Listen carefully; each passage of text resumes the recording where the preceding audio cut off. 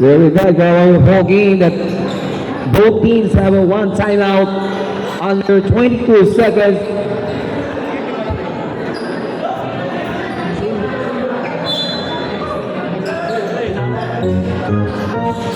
Gotta get out of the whole session.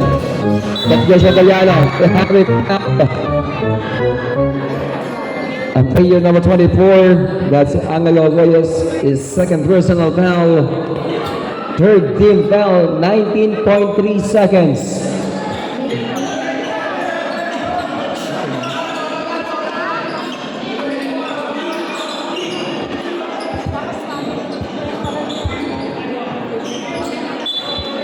And again, this is a 19.3 left seconds para dito sa ating double third. And then another foul on player number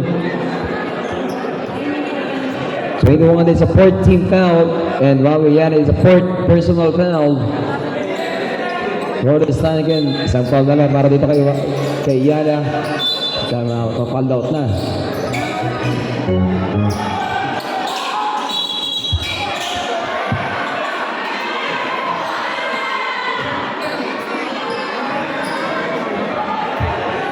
Medyo nakataranta yung mga players. Again, this is 17 seconds again. Kaya medyo kailangan alerto ang bawat isa dito. And that is a both teams, for both teams. It's another foul. And there's a player